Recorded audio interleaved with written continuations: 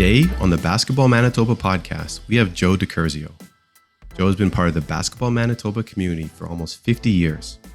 He's coached at various levels throughout his years and is currently the head coach of the Canadian Mennonite University women's program, where he led the Blazers to a three-peat in the MCAC Women's Basketball Championships in 2018, 2019, and 2020. He was instrumental in the success of the annual Winnipeg Invitational Tournament hosted by Tec Voc High School, where he coached for 9 years and led the team to 4 consecutive provincial championship victories and 6 consecutive finals appearances. Additionally, Joe operated and coached one of the first prominent women's clubs, the Winnipeg Internationals. He's coached at Red River College and the University of Winnipeg. Joe played high school at Churchill High School and then went on to play at Red River College. He's won Open Coach of the Year, he was president of Basketball Manitoba, and he also served as a board member for Canada Basketball. Joe, welcome to the podcast. Well, thank you, Darcy. It's a pleasure.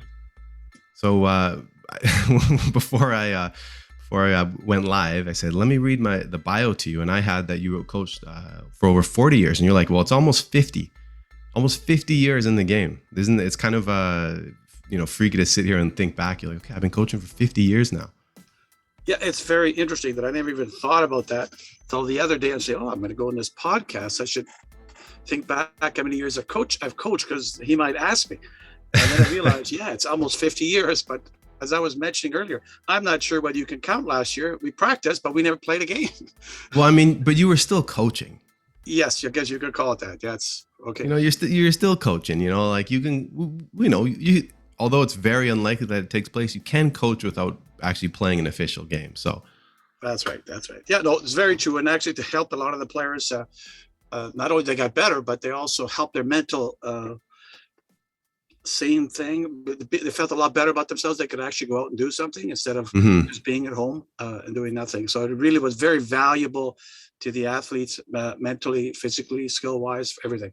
So it was for sure. Yeah, it was a tough time for everyone. And I think you take that basketball away, but then still having the connection to do something. Yes. For sure, I'm sure was big because everything was taken away from, Yes. a lot. There were a lot of people who literally if you're a young athlete and, you play basketball, it's not like you're working remotely. It's like, no, you just don't do anything. You just stay in your house, and exactly. Yeah. So it's funny. It's an interesting thing. Their activity besides Zoom was taking our dogs for walks in the park. Yeah, exactly. Right. The activity of the year last year for us. Yeah. Well, a lot of people picked up walking. Yes. Just for fun, for leisure. And I was one of them. And I do it all the time and I love it. It's one of my favorite things to do. I make sure I go for a walk every day. Yeah. No, I do that. I have a dog, so I have to do it all day. Yeah, you have no choice. Dog will bother you if you don't do it. So, yeah. But so again, we started off, you're almost 50 years. I guess if we count last year, it's probably 50. So, this might be a tough question for you to answer, but what was some of your first memories of basketball? Like when, you started playing, it was obviously more than 50 years ago because you've been coaching for 50 years. Do you remember your first memories in basketball? How did you get involved? Remember. Who introduced you? I do remember vividly, actually. I was in a homeroom with Wally Shabatti. He was my homeroom teacher. He ended up being my coach for a long time later. And so that was in grade 7, a very young immigrant kid that didn't know much, just a soccer player. So he said, "Hey, Joe, how would you like to be the manager of the team?" He was coach of the varsity team with actually a very famous celebrity, Bart Evans, who played in the CFL for quite a while. And anyway, so he said, I'll do it. He was very kind and generous and to let me do it. And, I could be late for class. No, I'm just kidding about that if I was a manager. But no, he was very good. He got me introduced to the game. And then, once you're in the game, you watch how much fun the guys are having, how much fun the game is. And I started to enjoy it and I started to practice it. And then the next year, when I was grade 8, I joined the team and made the team, fortunately. So nice. that got me going into playing basketball. So it's Wally Shabatti that got me going into that for sure. Well, it's interesting. So, I offline, I explained to you, I interviewed Coach Scott Martin, who you coached, and he also explained to me that Wally Shabatti, he coached him as well. And, and I was explaining to him, obviously I'm I'm younger, and my only, memory or understanding of Wally was when he was coaching with Grant Richter. I obviously knew he would coach before. You know these things, but you don't know the story. And so it was very interesting to hear how influential he was He definitely as had a coach. Yeah. he had a passion for the game. Like sometimes he did things very uniquely, but he had a passion. It was always interesting too, because he would start the game usually with a three-piece suit, hat and everything on. By the end of the game, he'd just be in his pants and shirt.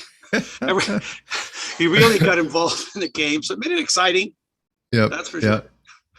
So, so Coach Martin was telling me that, like you said, he was somewhat of a personality. I think maybe that might be an understatement. He was a personality, and he said that he remembers people coming out to the games from the other schools and would be like, I don't know if they were taunting him or cheering him on or both, but he was a presence. Do you remember a lot of entertainment? He there probably you go. provided more entertainment than the game. I remember, and the other thing was he would always throw his keys, and then we'd have to go find them. And half the time the keys broke, and then we had to go look for them individually. So he was onto the court. Usually he would throw them at the bench. Okay. Not in the court. I have to say that he never did anything like that. He was never okay. Stuff that he would always talking, but he would never be bad on the officials. I mean, he would be on their case, but he wouldn't be like swearing or anything like that. But it just made it exciting. Like you throw his keys, they'd break, and then we'd all have to be after the game for half hour looking for his keys, all of his keys. Yeah. Yeah. So the next question I had in line here was about mentors. So I'm just going to go out and assume that Wally was one of your first basketball mentors. Oh, without a doubt. And what he created in me was the passion, especially the passion for the game, because he loved the game, and he would go out of his way. He would because he had a couple of business and stuff, and but he would never miss a practice or ever be late. And he'd be out there all the time, spending time, be in the mornings, 7:30, 8 o'clock in the mornings, or after school. If you wanted to work on your game, he'd be there for you. So yes, definitely he definitely brought that on. And we played a very good game. Like it was fun. We were always a good team, and it was exciting to play for him. Yeah. I keep bringing up Coach Martin just because I just interviewed him and he's talking about Wally. But he's in his mind, he said, for me, I could have thought I was playing in the NBA. That's how Wally made it feel. We made it feel special. Would you agree with him? Without a doubt. It's exactly like every Friday night, our gym was packed. Gym was packed, and they all came to see us play, and everybody knew who we were. So yes, he definitely had that on us, and he had very good way to get you to do things, like a way to get you to come out and play, and the way to go hard and to work on your game. You always made sure that we all went to camps in the summer and stuff like that. So he definitely had a passion for the game, and he'd even bring his friends to play against us. Without a doubt, he certainly had the passion. That I loved. And were there any other mentors you had, whether it be as a player or maybe when you first started coaching, that were instrumental in kind of introducing you to coaching or to new concepts? You had mentioned Wally with the passion, but were there any other people out there? Yeah, the interesting thing was that the very first I started coaching, the reason I coached for so long is I started coaching grade 10. Okay. I coached before that, but I won't even count that. But great, because Mr. Downey, who coached the varsity girls team, knew that I coached soccer. I knew that I played basketball. He said, "Hey, why don't you come be my assistant?" So that's how I started coaching. So he taught me a lot. He especially more about how to deal with people, which was very important, especially because I was dealing with older people than myself. Grade 11, 12 girls, and I was grade 10. So he was very good at teaching me that. And then I got a lot of good coaching from my college coaches. Okay. They were what we would call extremely knowledgeable people about the game of basketball. Like I first had John Gerben, then it was John Lavin. Those are two legends of John Lavin. We all know who John Lavin is, but John Gerben was an All-Canadian at U of M from Minnesota. And then I had Bob Jackson. Okay. Bob Jackson, who played at Lakehead. He was from the States. He was one of the most extremely knowledgeable people about basketball. And I remember, when we go on the road trips, I would always sit in the front because he would be driving the van when I was playing Red River. Yeah. And I would sit right up to him so I could ask him questions. Because by that time I was coaching quite a bit. And he had always gave me all the answers he knew because he had played a top junior college down there, and he was all Canadian here. And plus he was, what a player. He was I know sometimes we play him one-on-one, and basically you're just collecting the ball when it goes to the basket. And I guess you're handing it off to him to start the play. That's what most players were like. But yeah. He was extremely knowledgeable, and so were the other two were, but they were a completely different style. So it really opened my eyes up to everything that was going on. And there was at that time we were very fortunate. There were some amazing coaches, and I had to write these down because I remember them all. They were what we call creators. Okay. There's people that most of us in basketball steal something from somebody and maybe make a few adjustments, but these guys were creators. You got a guy like Vic Pruden, with the conceptual basketball, right? And you got Dale Bradshaw with the incredible matchup defense, right? And then you had Gary Gruppert, man-to-man aggressive defense, and it was Bruce Ants with the conceptual, and he had more into the man-to-man stuff as well. And then there was the other guy from Westwood, Dave Gus. He was more into the 2-2-1 back to a 2-3 zone. So there's so many different things there that we went up against that it was great to learn from them. And they were very generous with sharing things. But they were never, and even like Vic Pruden, who would always kind of support me, But the guy that really stood out a bit more, I guess, was Bruce Ents. Like I remember when I was young coach at Tec Voc High School, and he realized, he came and talked to me after games. Says, even though he tried to recruit me when I was in college, I didn't go. He still was nice enough to come up to me and say, "Hey, you're doing a very good job of coaching that team." I was very impressed. Which, when you're a young coach, I was coaching a grade 10 team at Tec Voc at the time. That's makes a difference to you. But all these people, they all helped me out. For sure. There wasn't one person, besides Wally at the beginning, there wasn't any one person that did more than others, but they were all very helpful towards me. And it just sounds like you're saying you take a bit from everybody and you apply it to your own, your own personality type, your own style, things that things that you value. But the list that you named was, that's a list of legends right there. Yes. That is the legends. And I was lucky because they were coaching or near finishing their coaching when I started coaching. Well, they were all still coaching. So it was great to watch them, and you learn and you pick up and ask questions. And, I was always, this is one of the other things that I was always into learning. And I know that we used to go to those Minneapolis clinics. And I remember I was first, second year playing at Red River College, and I know that John Wooden was appearing in Minneapolis, and I said, I got to go. So me and my friend Sam, he was there for the party, not for the basketball. He's not a basketball guy whatsoever. Yeah. So we decided, we're going. So we leave here. Like we get off work at 10 o'clock at night. We drive all night. And, we get there in the morning. We get there about half hour before the clinic starts. Of course, I've got to go to the clinic. And Sam, well, I don't know where he went, but he was having a good time. But the thing to remember about this is that I actually got to meet John Wooden. The next morning, as we're just, half hour before the thing started, there is John Wooden with his wife they're about to go have breakfast. Okay. And I ran into them. And I said, I got to get an autograph, for my brother Paulo. Said, so I go up to John Wooden and start asking for an autograph. He says, Joe, why don't you sit here for a couple of minutes? Just hang on, because he was just finishing just waiting for his bill. Okay. So sit here for a couple of minutes. So, being the young coach that I am, I go, well, can you tell me about that, 1310 offense that you run? And all stuff. He says, Joe, I'm only going to give you one tip. Okay. And this will be the best tip you ever get. Oh, okay. I wonder if I can hardly wait to see what this is. It's going to give me the winning man-to-man offense or whatever. Yeah. So he says, just remember, he said to me, those people that you're coaching, they're not X and O's. They're people. Treat them like people, and you'll be successful in coaching. Yep.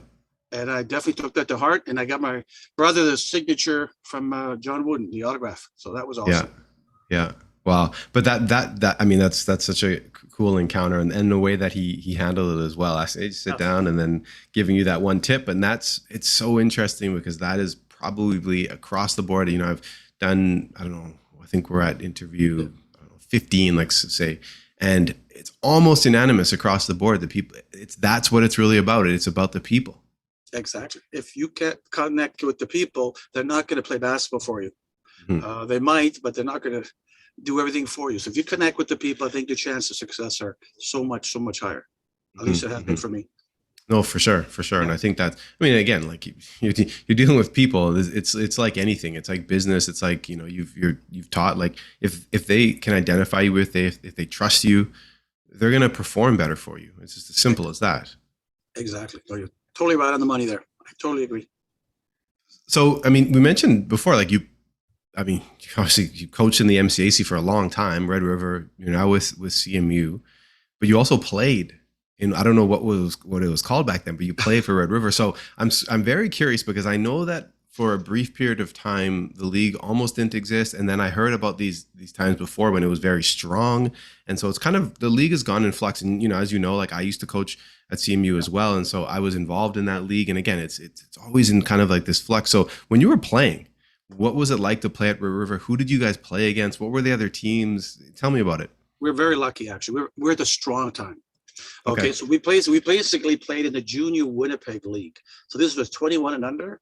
So UW has a team, St. Vital has a team, South End has a team, North End has a team. So there was about 5 teams in this junior league, and it was great. These are all the people basically that didn't make CIS basketball, whatever it was called back then. Yeah. You know, back then you'd only have 2 or 3 people that make it for each university. So there wasn't that many. There wasn't like today where the people go play every other place. When I played, they all stayed in Manitoba. So these were pretty good people, and up to 21. So we have a very competitive league. And then we would also play, just like when you coach, we have a lot of exhibition games against, like Botno. FIFA Revolves was our major competition.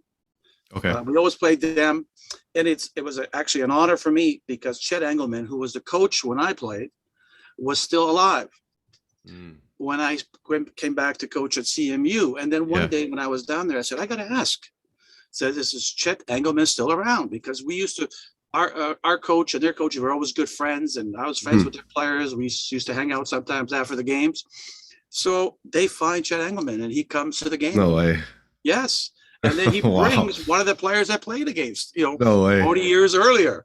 It was Cool. quite amazing because I'll never forget it, because every time they scored a basket, bingo. You never forget that. And so that was a thrill. Yeah. So that's what we played. It was a great league, great competition. I mean, UW had a great team. Sorry, Junior Bisons were in there as well. I forget that. Okay. Yeah. So we had like 6 teams, and it was very, very competitive. So I understand Bisons, Westman, Red River, but then what were these other, like St. Vital? Like where did they play out of? Who was organizing those things? Most of them, the St. Vital were mostly Dakota or Glenlaw people that, they formed a team, and they had a coach. Each team had a coach. Like, it was really well done. Like, if I remember the coaches now, I don't, but, I know Dana Erickson was one of the coaches for St. Vital. And Don Lamont was the coach at UW. U of M had different coaches. I know that Randy Cassano did it one year. So yeah, there was some great coaches, and great league, like great games. So then, so those other teams that didn't have an institution connected to them, did they somewhat operate kind of like how you would have a senior men's team back in the day? It's like they practiced, they found their own gym space, and yeah.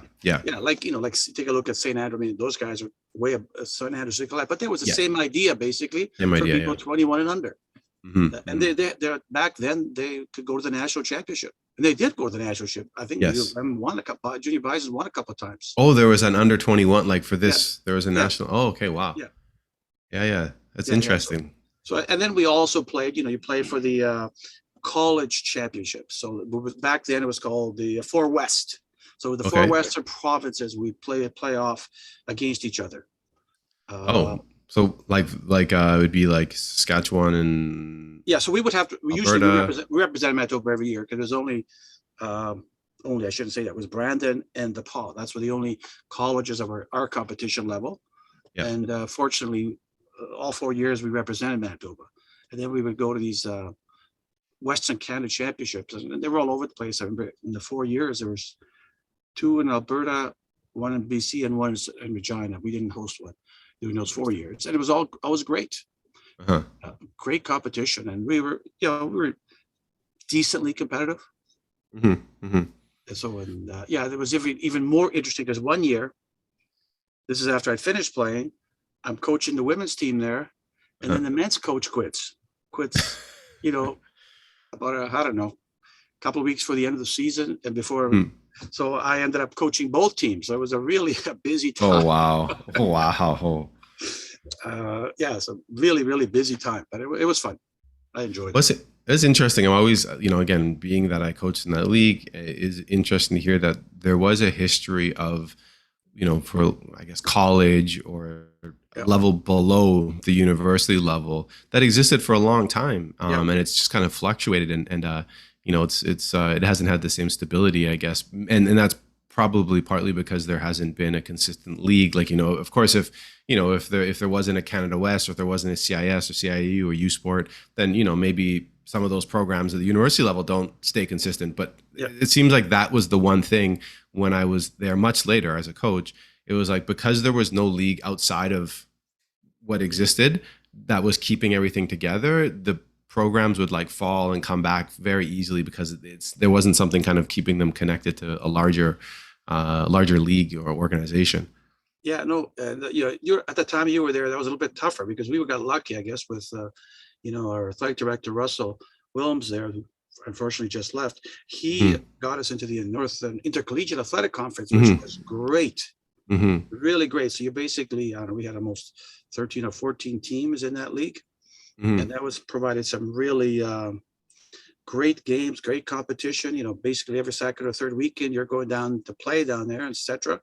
But obviously we can't do anything like that nowadays. But it really brought the league back up to being very competitive and very good for the athletes. They're getting to play some very good games, and it's and you probably remember, but going to play in some of these schools, they talk about how the referees aren't necessarily fair sometimes here or whatever when they play. They haven't realized what it's like to play in these small towns where you got no idea. all the fans are totally against you and they're packed because you're the only game in town. Yeah. And, if you get to the end of the game, if you don't have a certain number of points up, that you're up, the chances of winning are not that great. No, you're right. No, and I can remember one example. We're playing, I'm not going to go over them, but there was rules about when you can have timeout and when the timeout counts for your timeout, or whether it's a TV timeout. Anyway, let's put it this way, we didn't get the benefit of the doubt on that one. So what happens and I asked the ref, so what happened? Well, that's just the way it is. So then about half an hour later, I'm sitting watching the guys' game, and he comes and says, Coach, I have to apologize to you. I go, why? What happened? It says, if we didn't call that timeout to be your last timeout, then we would have never refed you again. That your coach went crazy. No way. But, so he admitted to. Oh yeah. Wow. Wow. I mean, it didn't affect the score, but it did affect that you had no more timeouts now. Yeah. No, for sure. And we lost by 1, so maybe a timeout that I might have helped me. For sure. It's just a story. That's an interesting thing. So you really got to be ready. Yeah, that's a whole other thing. I've definitely played some games, and like the referee, like, as you mentioned, are guys like they're just in the community. It could be in some cases like it's the brother of the coach, brother-in-law of the head of the coach or the athletic director of that school, and he's reffing the game, and you're like, wow, like. But I mean, those are small communities, and it's kind of is what it is, right? Like. No, it just works. So just gotta go with it. And I could give you lots of stories, but I think that's enough. No. Yeah. Well, one thing, just anyone who's listening right now that's played in the MCAC probably knows about Oak Hills. Yes. But if you haven't, it's just you've probably have your own stories of this, but like the sideline where like you get to inbound in bounds because there's no room on the sideline. It's such a small court, and then the people, they put seats there and they're on the court. Like it's insane. It's how small that gym is. And plus, they have like what are that, roots of a plant on one part there. Yeah. And one year we had to play our championship there. Oh man, it was unbelievable. Yeah, no, that's one of the smallest, craziest gyms I've ever played in. It's also crazy though too, right? Like at the fan zones, it's just it's a weird experience. Yes, yeah. It's like the Twilight Zone. You're like, where am I? Are we even playing basketball? I don't know. Yeah, Hoosiers again. Yeah. Exactly.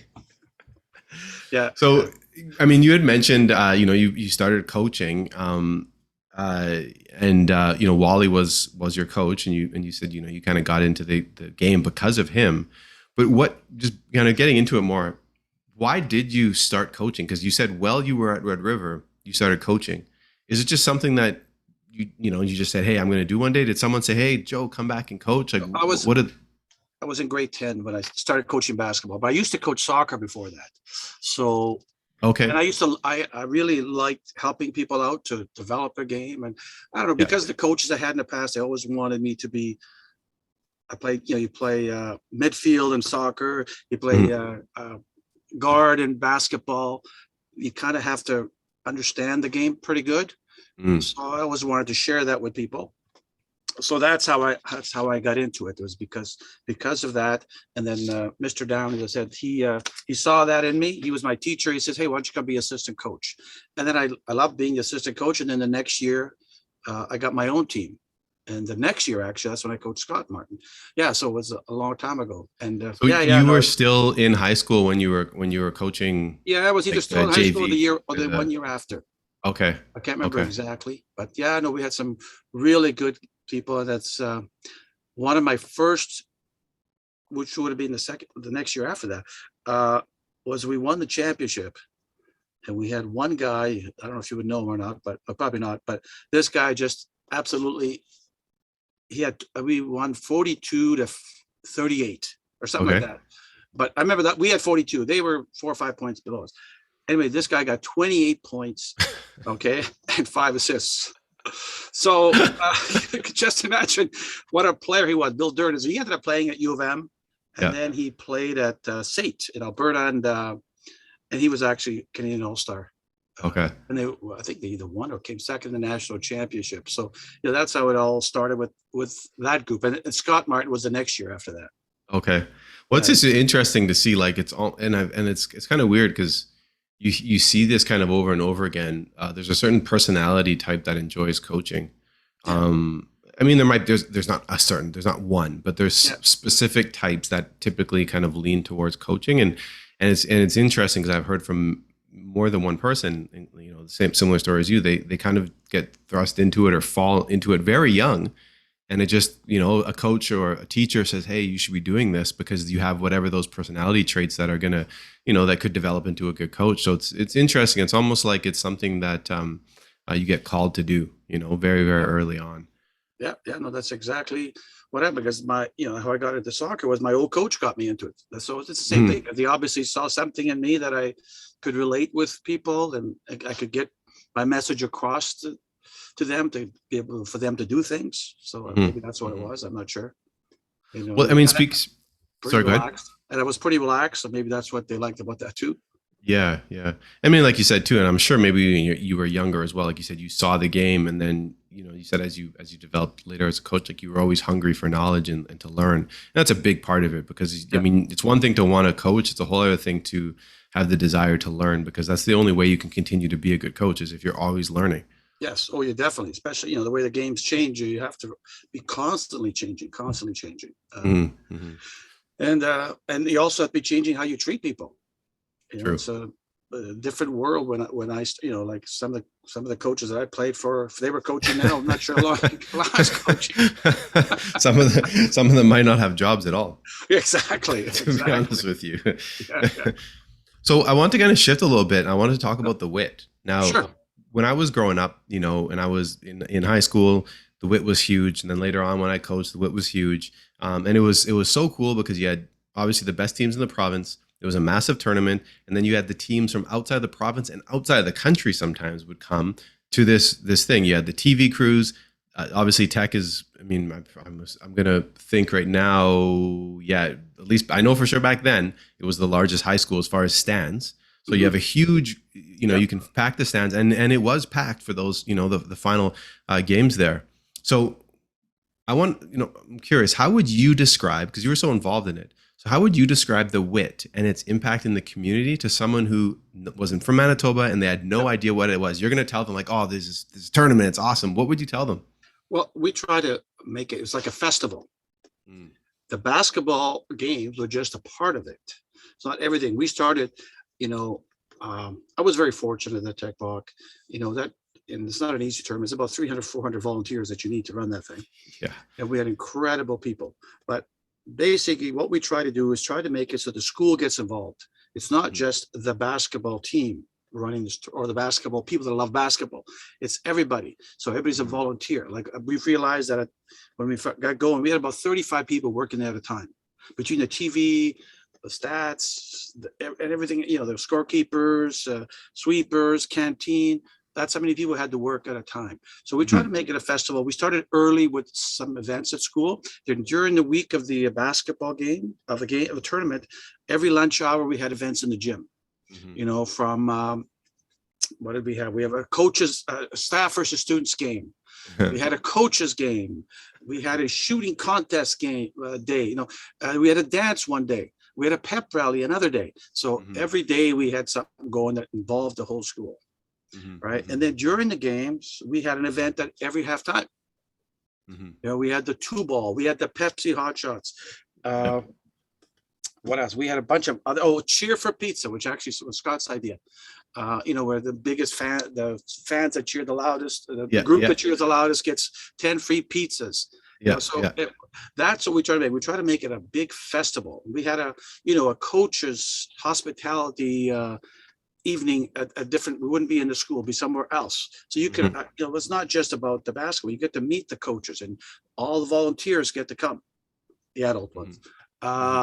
Anyway, so it was that's what we try to make it. And I thought we were so lucky to have so many good people that volunteered to help, like the broadcasting. I mean, that is like, they spent 4 days and 4 nights there. Plus they had to be ready for 2 nights before getting everything set up down there. We were the first to have live broadcasts, live stats online for any tournament at high school in North America. And then we were the first to go and do it actually live, webcast the games. And I mean, our IT program was incredible. And they'd always come up with ideas. Joe, can we do this? I go, oh, of course we can do that. Anything that puts us further on. And, Bill McCura, Greg Link, Dino DiFabrizio, these guys were just amazing. They just came up with new ideas. Then we had the platings in the broadcast department, just coming up with things. And we had the graphic arts coming up with all the beautiful signage that you saw in the gym. Everybody in the school got involved. Marketing made up signs. It was, I was so proud of all these people. So lucky to be working with so many good people. It was a thrill to do that. And as I said, the other thing that you talk about that most people see is like the good teams that we brought in. We always try to get the top local teams, and we try to get the top teams from these other places, whether they be Toronto, Calgary. And then we got fortunate. We started getting a bunch of American teams, and they loved coming here. And to get them here, I had to fill out so much paperwork. So the Canadian teams, they're registered with the province, they're good to go. American teams, because everything down there is the rating, right? How you're rated at the end of the year. So I have to sign all these papers. Okay, they played Glenlawn, and they had 450 students. 319 males, 145 female. It was like, but it was well worth it. And all those coaches were great. The American coaches were, I'm good friends with 2 of them still that came up, and we always try to chat a couple times a year. Great people, and they just loved coming here. And they brought a lot of fans with them too. It was awesome. Joe, do you have a specific year or a memory from the WIT, whether it be on the court or off behind the scenes, that just stands out? Because I know there were so many great games, great players. Is there one game that just you always remember that one game from the tournament, whether you were playing in it or not, just like it happened at the WIT? I'll give you 3 games real quick. All right. One that stands out probably the most is one that where Scott Martin was coaching, and to beat the team from the States was like 110 to about 103 or 104. Just an incredible game, because those guys had never been beaten up here. Okay, so this is the final game, championship game? Yeah, it was just an awesome game. Then there was 2 other games. One where I was coaching and we lost on the last second by 1 point, and the guy hit it from center, guy from No BC. way.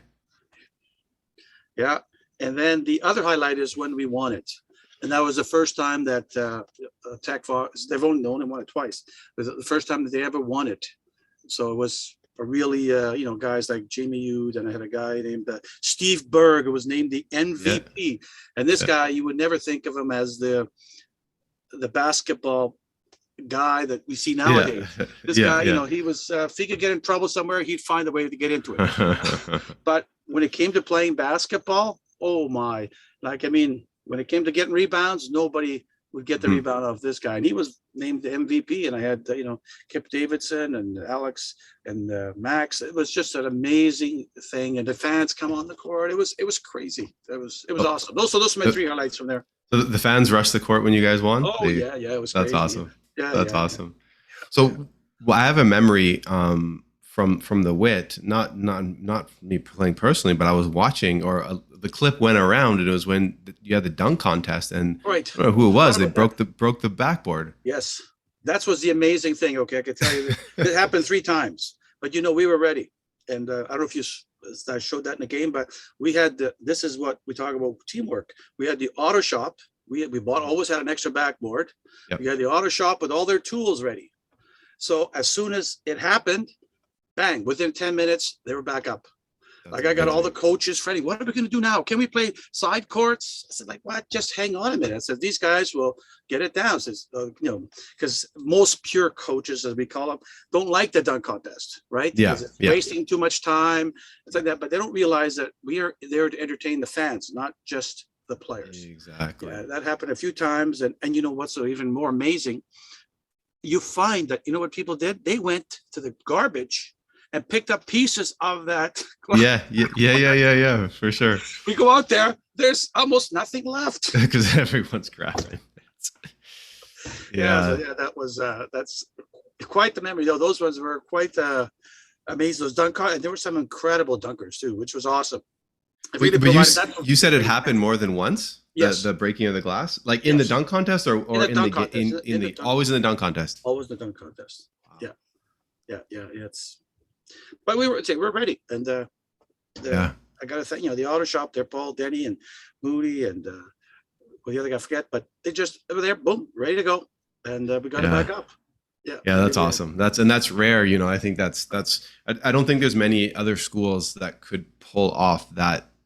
No. I mean, there aren't any. I don't think there's any other high schools that could pull it off. And because of the type of programs that existed at the school, you're able to do all those things. Yeah, exactly. All those ancillary things, not just basketball. And everything was high end. It was just it was so well done. They all took pride in it. Like all of our students and staff took pride in it. There was very few teachers that weren't somehow involved, which is hard, to do nowadays. But they did it, and the students were there. If you take a look at go to Tec Voc alumni websites or Facebooks, always one of the main experiences coming to WIT, whether they were there working or whether it was there as a fan. Yeah, so that's so cool. That's cool. What a legacy. No, it's I really enjoyed that. That was fun times. For sure. Long hours, because I don't remember one time you go to the coach's room at night and you stay there pretty late, and then in the morning I have this what's it called back then, VPW or whatever. No, it wasn't them. It was Shaw. No, it was the other station anyway. They would come there and do breakfast, and I had to be there for 5:30 because the show started at 6. And then you got to go the whole day. Oh, yeah. And I'll even give you one story on there. My daughters were born on the first day of WIT. No way. Yeah. So that's a very good, interesting story here. So what happens is, I know there's lots of problems with the pregnancy. So they tell me tomorrow it's going to happen. So it's a good thing I have everything ready. Like I can't even go to the pep rally because that's actually just before the pep rally, the kids were Yeah. born. So then I go to the get my kids are born, an awesome event in my life, obviously. Yep. Then in the afternoon, when everything is good, it's clear. So I go at WIT when WIT starts. I stay there, go to the hospitality room, get it started. Then bang, I'm back to the hospital, till about 1 or 2. I go home, Yeah. sleep 3 or 4 hours. I'm back at the hospital.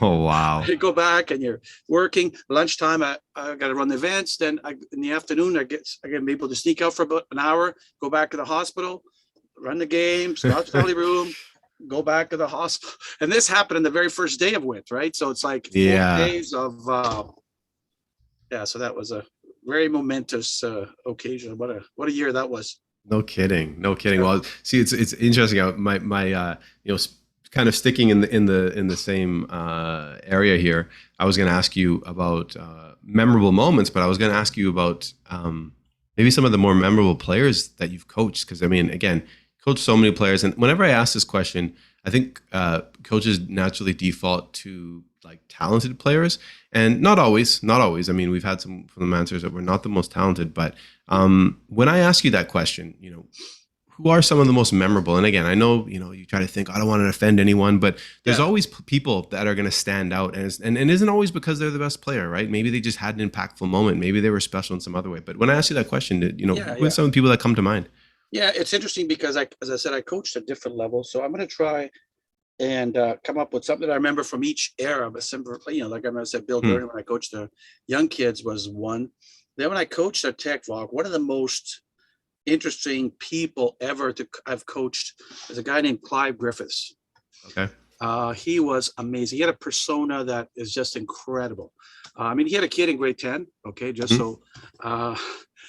but he just had life to him. He's just made the game of basketball, and that's what I always try to do. I try to have fun. I tell these kids to have fun. This guy had fun playing basketball. He loved it. Like, I mean, you might be dribbling the ball, and you might say, "Oh, what happened? They got a layup. I thought I had the basketball." That's how quick he was.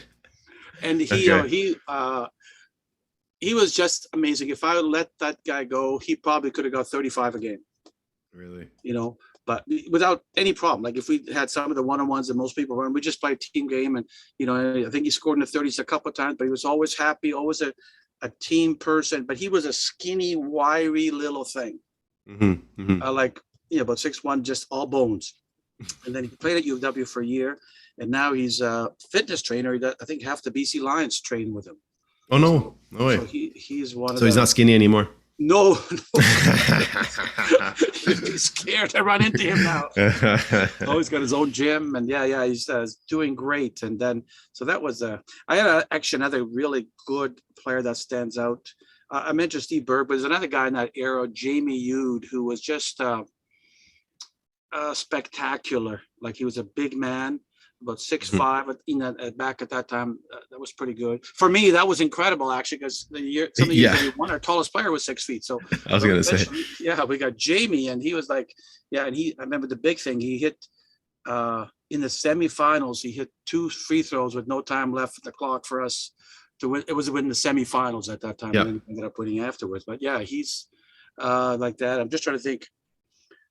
Well, there were so many others. Like, I mean, Julius Eugene was amazing. We had a guy, Werner Witcha. Wow. What a name. What a name. Yeah. And like, he was tough. I remember we had 2 guys on our team that they just, they like to cause problems. At Tec Voc, we had these guys that led an exciting life. And they thought they could bug him.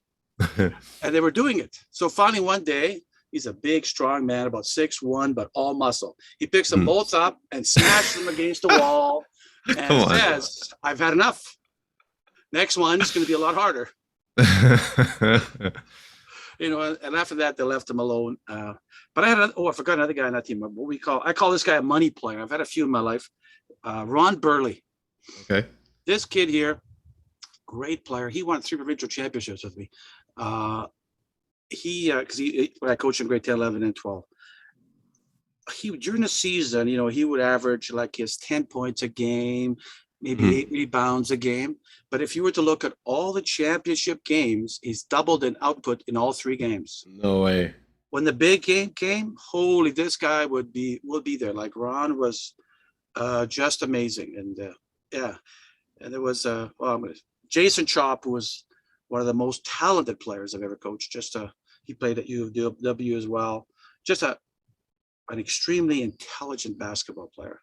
Came out this other guy, Brian Trickett. They could just read each other's minds, kind of thing. It was just amazing. Then I'm going to talk about my internationals, and that's one of my favorite things. Coaching my two daughters for a long time at the internationals, and then a lot of their friends. They all used to live here. It was such a treat to coach them for so long, and we were able. Being one of the first clubs, I remember one of the highlights was we won this big AAU tournament, which at that time was like, nowadays, it's different. Yeah. Back then, winning an AAU tournament was a big deal. And I remember Cassie Ordonez, he had a bucket at the end of the game, with 1 second left, and we ended up winning by 1, which was like, unbelievable. That was in Fargo. I'll never forget that day. Yeah. And then another year later, I think we lost in the Minnesota final by 1 point. Okay. And I remember Sierra Bob had an incredible game, and Stephanie Naroda played for us. Stephanie Clayson. She had an incredible game. I was so blessed with that group, really blessed. I forgot one other group of people, and this is probably the group that put hard work into it. I coached a provincial team. So what happened was the year before, they were 19 and under at the time. The year before, a lot of them had gotten themselves into trouble. Okay. For whatever they did. Yeah. So I only have one player back, but that player happens to be Jeff Foreman. Not a bad deal. Not a bad deal at all. No. So we decided that, our practice is usually 7 to 9 at Tec Voc most of the time. And, I said to the kids, if you guys want to come early, I'm going to be here early. So I used to come 15, 20 minutes early. And I start noticing I'm always late. I'm always one of the last ones here. So I start coming in at 6:30. And some people are still beating me. Anyways, I think we came up to about 6:15. That's when most of them came. And they worked so hard. And Jeff was definitely the leader of that group. He would not let those people quit, and he would just, and he never took any prisoners. I mean, he was going to play you tough. No matter if you were the nicest, sweetest person, you better be ready for Jeff, because that's the type of guy he was. And we had we did incredibly well. It was a game I'll never forget. We were in Quebec, and they had 2 national team members on the team. They were up 30-something to 5. I remember I called a timeout. I wasn't happy. And Jeff, he never spoke up during the thing. He finally, he just said, like, guys, are we going to play, or are we just going to give him the game? Something, it wasn't like but he just basically spoke. And they all came out there, and we ended up winning that game. No way. Yes, and I remember Bob Heighton, the son, scored 2 free throws to win the championship, to win that game at the end of the game. Then we actually ended up losing in the final to Ontario by 1. And Ontario at the time, and we had a shot to win it. We lost it. We didn't put it in. But at that time was not like it is nowadays. Ontario used to have all their good players. Yeah. Kaiser, Keith Vassell was with them. They had a bunch of others. And the guys played. That was one of the most overachieving teams I have ever had. I mean, these guys have 1 player back. All people were younger. That's awesome. You're all high school kids, but their work ethic was the dream for. Like, when they came early, they weren't there sitting around. They were working hard. I would give them something to work on, and they would, spend that whole time. And I was, luckily, and just got to go to my next group now. I'm just trying to remember. Well, then I guess the CMU would be my next group. But I've been so blessed there with so many great people. Starting with Cassie Weeb, who was just she was there just after you left. Just a awesome 4 years. She even coached us a couple of years. She's now coaching high school. And then after Jessica Marks Houndel, just a fantastic player that really helped us. And she's also another one of those money players. You coach her for your life. She's one of them. Mm-hmm. The whole year she went where she was like getting maybe 6-10 points a game, maybe 6-10 rebounds a game. And then we lost. I remember we were playing in the final, and we lost 4 starters before that. So I told Jessica, if you don't play, we're done, because I didn't have too many others that could score. So anyways, Jessica went 23-18. Like, just I'm not exactly sure, but that's exactly what she did. So and she did that another year too. So she was what we call like a money player. And now I actually have a couple of other ones that are there that are they've been with me 4 years. Julia Setkowski's been a league MVP twice, and then we got Charlize Apio, who is also another player that just works so hard. When I first recruited her, I wasn't even looking at her. I just I went to watch a game to watch a player on the other team, and I saw her play. And I said, oh, she's got potential. She's got no left hand, but she's got potential. Anyway, she's turned out to be an incredible player. Like the other day, what did she get? She was 1 steal short of a quadruple double. No way. At our level, it's pretty incredible. That's impressive. Yeah, absolutely. So those are some of the players that stand out. As I said, I've been so lucky and blessed, and to have so many great players. It's been fun. Well, that's the thing. Like, when you coach that long, I mean, there's just going to be a list of players that you could mention. And that's why it's always like, I ask that question at the risk of some people being offended or forgotten. But, I think it's an important question to kind of, ask. And I love hearing the answers. All night with those. I know you could. Yeah, I know you could. So I have a few more questions before we finish up. Sure. Now, this next one here, I just want to kind of know what one of your funniest basketball stories is. Now, something's probably coming to your mind right now, but I'm going to cue you on something that if you have a story, hold it in your mind, and I want you to tell me that story. But before that, I want you to tell me about the story about when security tried to stop you at the airport. So your team got through, but they weren't letting you through. So I wanted to, can you give me some more, a little birdie told me about this, and I want to hear what the full story, from your perspective, what happened? Were you smuggling stuff? What's going on? Oh, no. So we were in California to play. And so we come back across the border in Edmonton, actually. And so, there's 2 people stopped. Of course, they stopped me. So I get taken to this room, and this customs officer stops me and starts going through my stuff. But no, she's not happy. She's got to check into everything. What I mean by everything is they opened up, all the socks, all the pants, all the pockets. Like, it's not just checking for stuff. They're checking into absolutely everything. And I know that she got into my, I could say it. I had some stuff that I hadn't washed all week that you changed once.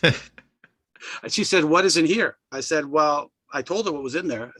She said, "Can you open it?" I said, "No, you can open it." Anyway, make a long story short, I think I was there for 40 minutes, and I had, all of my players at the window. Yeah. I said, "I've got 10 minutes. Those people there can't leave without me. I'm the only adult with them. Yeah. So if you want to keep me here, and you found absolutely nothing, you took my socks apart, my shoes, took the things off, everything." I said, "Why are you keeping me here?" And she was not cooperative. So I said, "I want to talk to your manager." So fortunately, the manager said, "No, you got to let him go." And they let us go because we just barely made it on the plane. But so this is, you're going to LA or California? Okay. California, we're landing in Edmonton, coming back to Winnipeg. And then, so you're transferring. I got you. Yeah. So my goodness. Yeah, it was quite the event. Why you just happened to be the random, hey, we're doing a random search and you're it? I've been stopped a number of times for that, I guess. I don't know why, but I guess I was the only adult. I'm not sure what it was, but yeah, it was a very, and I don't know if you've ever been checked, but they checked everything. They took the soles off my shoes, everything off. Like, it's just like, I'm going like, how much more can you do? Like, I only have one suitcase. Yeah. We had to just go through everything piece by piece and look for in the suitcase if there was any thing hidden. Yeah, yeah. So Wow. And so when I asked you that question, did any other story come to mind? this is a this is an what is a basketball story, but it's not really basketball. So this is more to do with my friend Bruce Anns. Mhm. So we're at the Nationals in Regina, and so I was there with Bruce and Dave Gus, and he had a friend from BC. So we go decided we had nothing that morning. He said, "Let's go golfing." So we go golfing. So when we're out golfing, Bruce doesn't have the golf club, so he rents a set of clubs. Great. Says, "Oh, Okay. they're just around the corner there. Just take them." So he gets his set of golf gloves. We go to the tee box. He says, "Wow, can you believe this? I got almost a brand new set of TaylorMade. Wow, this is fantastic." I go, "Oh, that's good for you." Like, and it was a pretty high-end golf club. So we figured, oh, probably right. So, and there's, oh, look, there's even golf balls and tees in here they gave me. This is fantastic. So, okay, we play one hole. We're on the second hole, and we see this guy running at us, screaming, "You got my golf clubs. You got my golf." So anyway, so turns out that we had taken the wrong clubs. He had taken the wrong clubs. Wow. So then we give the golf clubs back, and then some pro comes out and gives us the right clubs. And we thought the story was over. So then Mhm. after the golf game, we go upstairs. We're gonna have something to drink and eat, whatever. So then, Bruce, being the university coach and us being high school nobodies, says, "Okay, I'll treat you guys." Okay, Mhm. good. So he goes up to pay, and he comes right back. He says, "I have no wallet." So he had left the wallet in the golf bag. Oh, wow. And well, it even got worse for him because I think he didn't get the wallet till the next day, and he needed a wallet that night because he had some other event where he needed some stuff from Mhm. his wallet. So Mhm. it turned out to be a crazy day for good old Bruce, but it was a lot of fun. Wow. Yeah, Wow.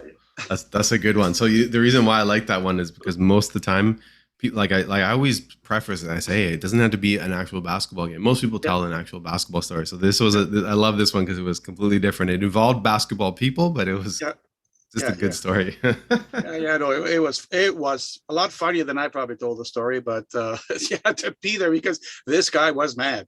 Yeah, Um, yeah, yeah. No kidding. These premium golf clubs and balls, and he's thinking that you're stealing them.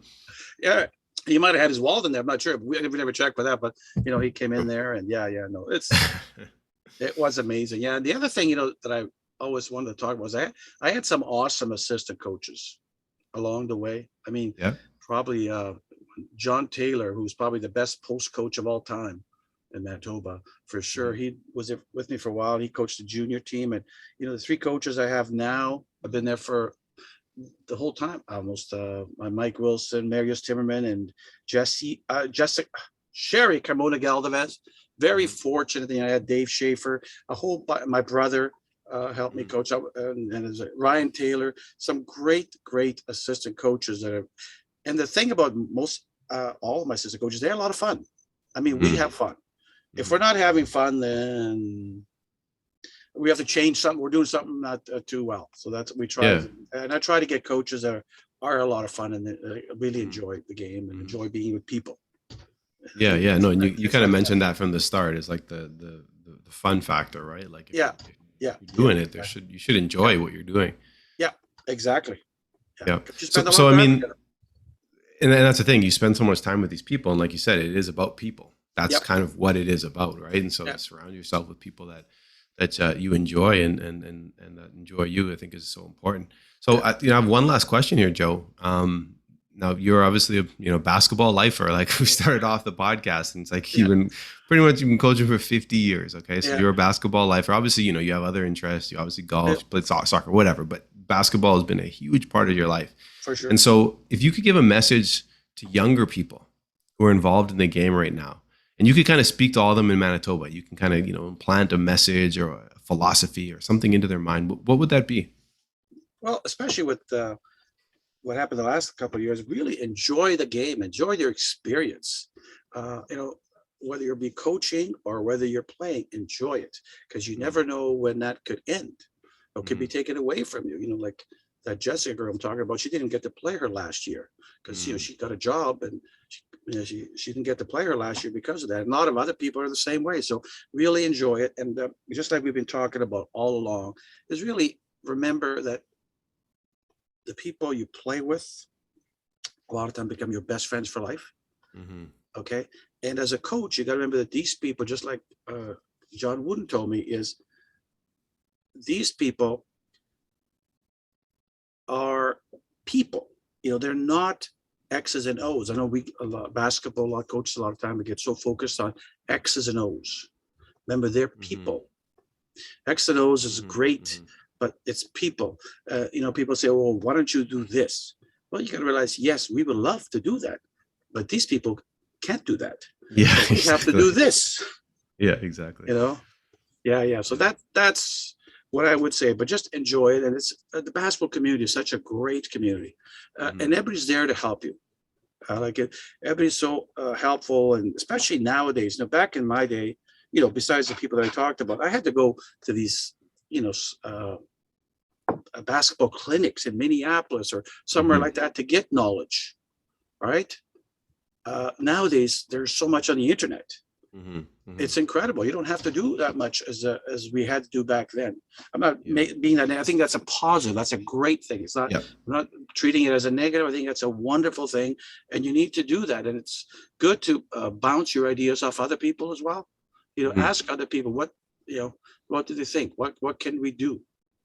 So I think those are good. I forgot a story. Yeah, shoot. My parents, they never watched me play, but they were always the most supportive people, and always, being the whatever I wanted to do, they would support me, and they were absolutely awesome parents. They were my role models. But I remember, since they never came to see me, they kind of thought I should be working, not playing basketball. Yeah, exactly. So they go, well, like, what do we get out of this? I said, well, you know what? Said this weekend, I think this game, I think I was a top scorer, so my name's going to be in the paper. Right? Oh, great. That would be awesome. We'd like to see that. So, Joe Curzio, look in the paper. It says, Jim Duzio scored whatever points. They go, well, where are you again? Jim Duzio. That's what they call me. I'll never forget wow. That. Wow. So I guess you never cut out that clipping. I think I have it somewhere. I just got to find it. Wow. Well, it was amazing. Joe, I appreciate it. I think your lesson and kind of like your story, like you said, is like enjoy what you're doing. A lot of people will love basketball and then they realize they're not actually enjoying the coaching part. There's something missing there, and I think a lot of that is a choice. Like you can actually say, what am I doing? Like I got to change the way I approach things, and I think that's. If you are someone listening and you're like, I love coaching, but I'm always tired and I'm like grumpy and something's missing. Like, of course you're going to be tired sometimes. Of course you're going to work hard sometimes, but I think, you should always be excited and enjoy. And I think it was Coach Martin. And again, like, it's interesting. You guys have this very close connection with Wally, and then you coached him, and he said very much the same thing. He said, kind of surround yourself with, like people you enjoy, and like enjoy yourself. And if you do that, you're going to enjoy the journey. I think that's exactly important. Well, so I appreciate. You got to enjoy. Yeah, you got to exactly surround yourself with people that you want to be with, that you enjoy. It's long. These are long seasons basketball. So if you're not enjoying it, it's tough. Exactly. If you're not enjoying it, also, why are you doing it? Yeah, exactly. So you have to really question. Maybe coaching isn't for you. If you're not enjoying it and there's something missing, but there's other things you can do. You can ref. You can always keep playing. I mean, there's other ways. And sometimes you can go become an assistant coach. Yeah. Sometimes, that's what sometimes you find these coaches that go from playing to becoming head coaches. Sometimes it might not be a bad idea to become an assistant and see how things are done, and you don't have as much responsibility. So then you can just focus more on the coaching and people part, instead of worrying, okay, how the kid's going to get there. Do we have to do any fundraising? Who's going to take the stats? All this stuff. So if he goes an assistant coach, when I coached at UW with Bill Wedlake, it was so easy. I just went there and coached. Exactly. I never worried about anything else. That was great. And then there's other things people can do. I mean, you're a great example of that. Like even being involved with the WIT. Like, hey, if maybe you just want to help out and be involved in a tournament, help out. There's lots of tournaments that are happening. go volunteer. There's lots of ways to be involved in the game. It doesn't have to be coaching. There's other things you can do. So, yeah, I think that's great, Joe. We're going to end it there. I appreciate you taking the time, and we will hopefully, when I come back to Winnipeg, I would love to be watching a game. I haven't seen an MCAC game. I haven't been in the CMU gym in years, so it'd be really good to see you in person, see you coaching. We'll welcome you back with open arms. How's that? All right, Joe. Okay, you take care. Thank you. Right. Guys. Take care. Okay, bye-bye. Thanks for listening to today's episode. Please like, subscribe, follow, and share this series, and reach out to us with your comments on the show. Thanks again for joining us.